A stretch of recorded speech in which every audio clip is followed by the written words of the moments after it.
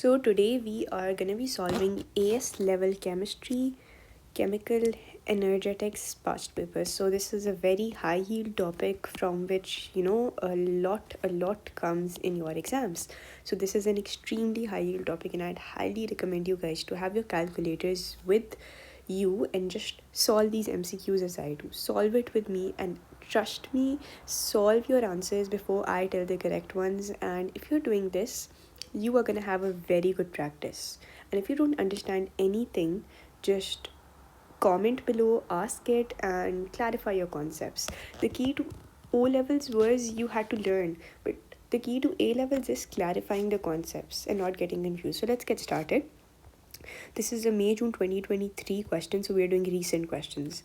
For a particular reversible reaction, the backward reaction is endothermic. Okay, the backward reaction is endothermic. So what the examiner is trying to say is that if I combine F plus Q and I get T, so the backward reaction that moves backward is gonna be endothermic. And if I know the backward reaction is endothermic, I know for sure that the forward reaction is gonna be exothermic. The activation energy, what is activation energy? It is the minimum energy that the colliding particles must have for the reaction to proceed. So if we want the reaction to happen, if I want the reaction to occur, I need to give it the activation energy. Okay, but for the backward reaction, so the activation energy for the endothermic reaction, the backward is the endothermic reaction, is 160 kilojoules per mole. It can be assumed that the backward reaction proceeds by a mechanism that is exact reverse of the mechanism of the forward reaction. Okay, so let's draw an energy profile diagram to understand what's happening, because breaking down things, trying to extract out things is the main task we need to do. So we are first saying that the backward reaction is endothermic. So we are drawing the energy profile diagram for the forward reaction. We always draw the energy profile diagram for the forward reaction. So that means we have to draw energy profile diagram for the exothermic reaction. And when we have to draw a diagram for exothermic reaction, we know that for exothermic, the products are going to be at a lower level and the reactants are going to be at a higher energy level. So first let's label.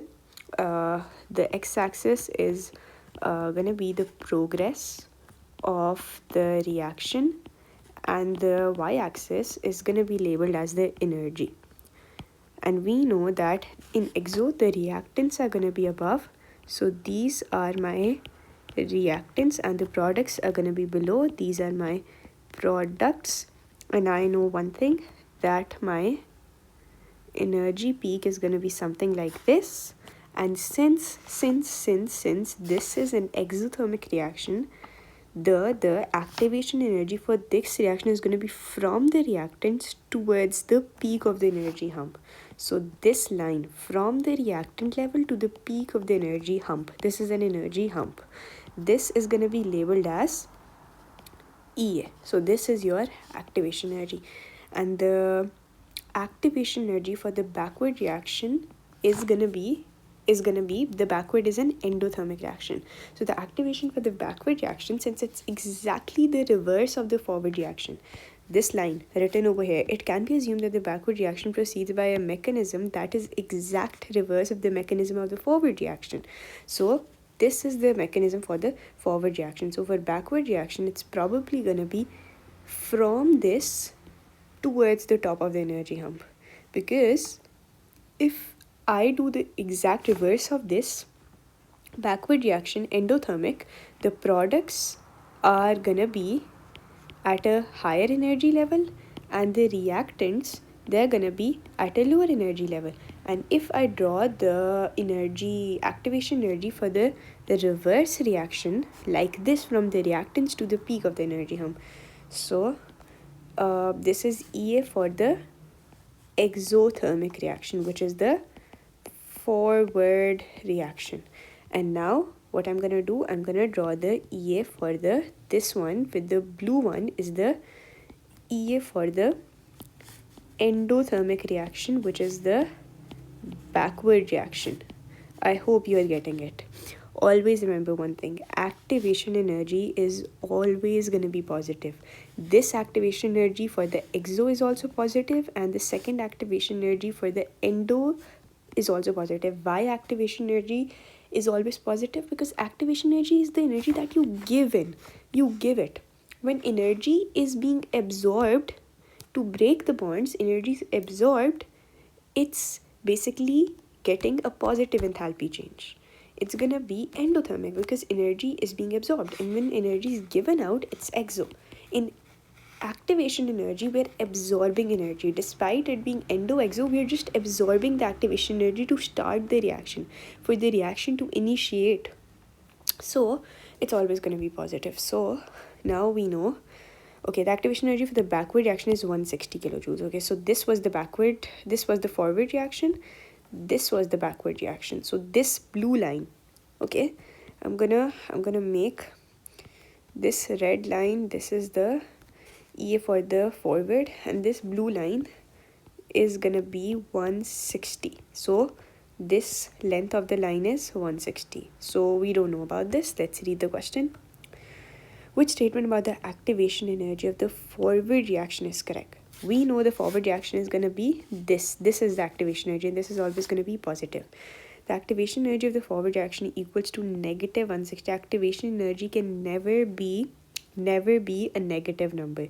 You should write this: activation energy is always positive. So write it in your notes or whatever. You need to remember these points and tips for your exam. Activation energy is always positive. And since we know this statement is going to be ruled out. The activation energy of the forward reaction is 0 kilojoule per mole, but less than 160 kilojoule per mole. It's going to be less than 160 and more than 0. Yeah, that's correct. Because look, this blue line. Okay, first I'm going to explain you the other statement so that you have a clear image of that statement. The activation energy of the forward reaction equals to 160. No, it's not equal to 160. Look, this is for the forward. If this longer line is 160, obviously this smaller line, which is for the forward reaction, this has to be less. That is what we can see, that this line is smaller than this blue line. The red line is smaller. So for the forward, it has to be less activation energy. So the activation energy for the forward reaction equals to 160. No, less than 160. It's gonna be less than 160. EA for the forward is going to be less than 160 because the arrow is smaller.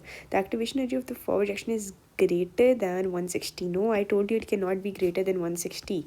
How can this red line be more than this blue line? So this red line is less than 160, which we can see, but more than 0. So which makes option number B the correct option. And I hope you get it, that how I've tried to solve it. If you don't get it, ask in the comments below, no worries. Okay, a student mixed this cm cube of 4 mole per dm cube. Okay, so this is the volume, this is the concentration that we're given with hydrochloric acid, HCl, with equal volume. Equal volume means the volume of this, which is 25.0 cm cube, of the same concentration of sodium hydroxide. So what we're doing is that we're taking HCl and we are adding sodium hydroxide to it. So I believe this is one of the most basic reactions that we've studied in GCSE and O levels. It's going to form salt, which is going to be NaCl plus water. So that's simple, I guess, that you have an acid, you have an alkali, and it's forming salt plus water. I hope this part it makes sense. Acid alkali reacting to form salt and water. So this part should make enough sense to you guys. Okay, the initial temperature of both solutions is this 15 degrees Celsius. So that's the initial temperature that we are dealing with. The maximum temperature recorded was this. So what's the delta H, delta AT, difference in temperature? 30 is the highest temperature that's recorded, and initial was 15. So it's going to be 15 degrees Celsius is delta T. the heat capacity of the final solution. Heat capacity is basically the amount of energy that's required to raise the temperature of 1 gram of a liquid 1 Kelvin. If I have 1 gram of water and it's at 30 degrees Celsius, and I want the temperature to rise by 1 degree. I want it to be 31 degrees Celsius. The energy that I will provide to raise the temperature of 1 gram of water through 1 degree increase is gonna be 4.18. समझ आई? This is the energy I'll supply to this much water so that this much temperature rise can occur. So that's the concept behind your specific heat capacity. And density of the solution can be assumed to be 1 gram per cm cube. Why have they given the density? This means that 1 gram per cm cube. That means that the mass of your 1 cm cube solution is 1 grams. समझ आई? The mass of your 1 cm cube solution, this statement tells us that the mass of 1 cm cube solution is gonna be 1 grams. ठीक है? So now how many cm cube solution we have? We have 25 cm cube of this and 25 cm cube of this. So total mass of the solution, total volume. First let's find the total volume of the solution. It's 25 of HCl plus 25 of NaCl, which makes 50 cm cube, and the volume of 1 cm cube is 1 gram. So for 50 cm cube the mass is gonna be 50 grams. Okay, now we have the mass, we have the temperature increase, we have the specific heat capacity. Now let's use the formula. Using these results, what's the enthalpy change of neutralization of hydrochloric acid? So first we need to realize how much heat is going to be released. So for that we have a very beautiful formula, that is Q equals to mc delta T. Q is the heat energy released that we need, M is the mass of the solution, which was 50 grams, times the specific heat capacity, which is 4.18, times the change in temperature. Now this change needs to be in Kelvin, but this temperature needs to be in Kelvin. But there is a beautiful thing about temperature, that when we measure the change, not the actual temperature, when we measure the change can be taken both in Kelvin and degrees Celsius, because the change is going to be same. You can even try. Take the change of a temperature in Kelvin and in degrees Celsius. The temperature should be same, like of equal values. It's going to be the same. For instance, 0 degrees equals to 273 kelvins.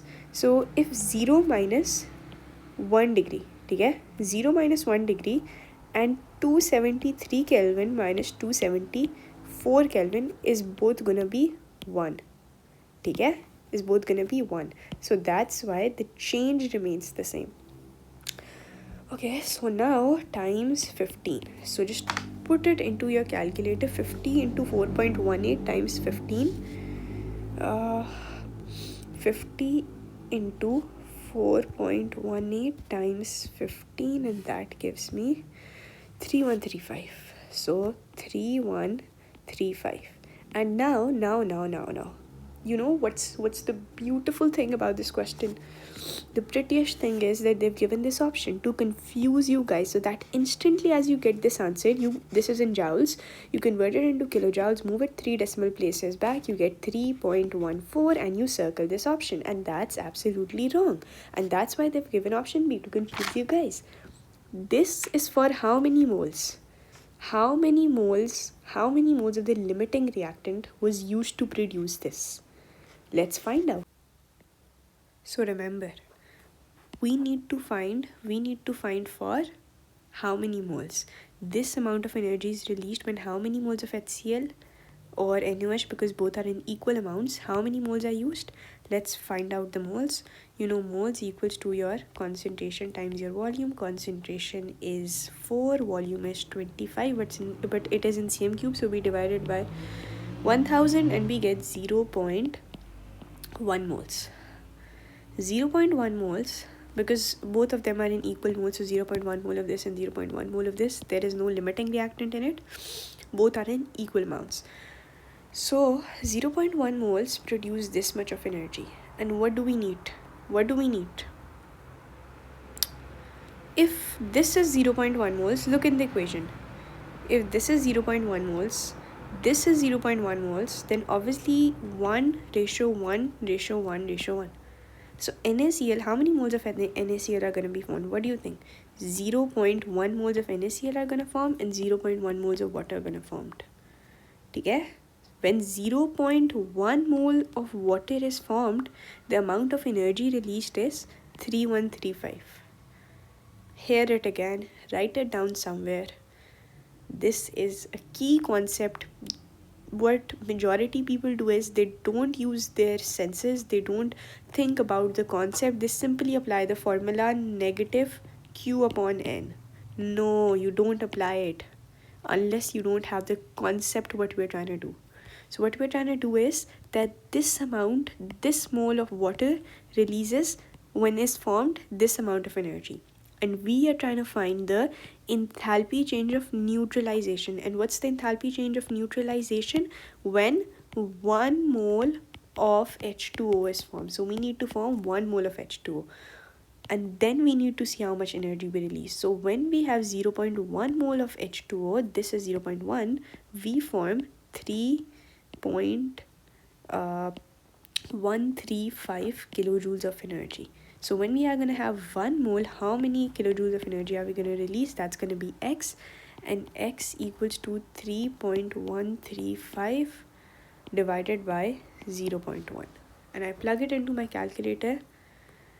First it's going to be divided by 1000 to convert it into kilojoules. Now it's going to be divided by 0.1, and that gives me 31.35.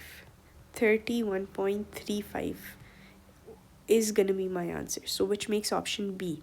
And those of you who didn't pay attention, they're going to circle option D. Why? Because they're going to move it 3 decimal places, 1, 2 and 3, and that's going to make 3.125, and they're going to instantly circle this. But the correct answer is option B. Why? Because we're finding it for how many moles? We're finding it for 1 mole of water. I hope you get this question. Okay, what is the definition of standard enthalpy change of neutralization? So we know neutralization standard enthalpy change is going to be when 1 mole of H2O is going to be formed. Okay? So delta HR, when 1 mole of an aqueous acid is neutralized by an aqueous alkali. No. I give you an example. You have H2O, okay? H2SO4, and you take NaOH, okay? You have an acid. This is your acid, this is your alkali, and you are going to form salt and water. Salt is going to be Na2SO4 plus water is going to be H2. And to balance it out, you're going to put a 2 here and a 2 here. Okay? You have, according to this, 1 mole of an aqueous acid. See over here. If you think option A is correct, you have 1 mole of acid, 1 mole of H2SO4, but 2 moles of water are being formed. So this can't be correct. We always need to form 1 mole of water, 1 mole of water. When a 1 mole of aqueous alkali, again incorrect, is neutralized by an aqueous acid. No. I again give you an example in which I take 1 mole of aqueous alkali, which is MgOH2. This is 1 mole of my alkali, magnesium hydroxide, and now I add into it my acid, okay, which is HCl, and I form MgCl2 plus H2O. And to balance it out, I put a 2 here. Wait, let me do it with another color so that you guys correctly able to realize what am I doing. I put a 2 here, and do 2 here. Now look, 1 mole of an aqueous alkali. I used 1 mole of MgOH. But how many moles of water I formed? 2 moles. Always remember, in neutralization, I only need to form 1 mole of water. So this was my alkali, which was according to the B option 1 mole. This was my acid, which the B option didn't mention, and I formed 2 moles of water. So this is not neutralization. This is not delta H neutralization. Delta H is going to be when 1 mole water is going to be formed. Delta HR when 1 mole of an aqueous acid is neutralized by 1 mole of an aqueous alkali. No. When an aqueous acid and an aqueous alkali react to produce 1 mole of water. Option D is going to be correct. Moving on to the next question, which says the rate of an exothermic reaction is followed by measuring the concentration of a reactant at regular time intervals. During the experiment, the temperature of the reaction mixture is not controlled. So if it's going to increase, it's going to increase and the rate of the reaction increases. Okay, it's an exothermic reaction. So we know that in an exothermic reaction, the temperature is going to increase. Exothermic, we know temperature is going to increase. And when temperature increases, we know the rate is going to increase. During the experiment, the temperature of the reaction mixture is not controlled, which graph shows the change in concentration. And we know initially the concentration is going to go down slowly, but then it's going to be fast. Because initially, the temperature is going to be less. But as the reaction proceeds, since it's exothermic, it's going to increase. And when temperature is going to increase, rate is going to increase. So we need a graph that has initially a less gradient. This is going to be incorrect because concentration has to reduce. So initially we need a less gradient and then we need a steep gradient. And then again a less gradient because what's going to happen? The concentration is going to change less because the reaction is going to be almost proceeding its end. And when reaction is at the end, you know that it automatically becomes slower. Initially it's faster. So it's going to be option number B. Why not C? Because initially it has a steep gradient. It cannot have initial steep gradient because it's exothermic. It's going to increase when heat is going to be produced as the reaction increases, and this shows a straight line, which is not possible for a reaction. And I hope you understand all the questions done in this video. And inshallah, if you have any queries in chemistry, feel free to ask in the comments.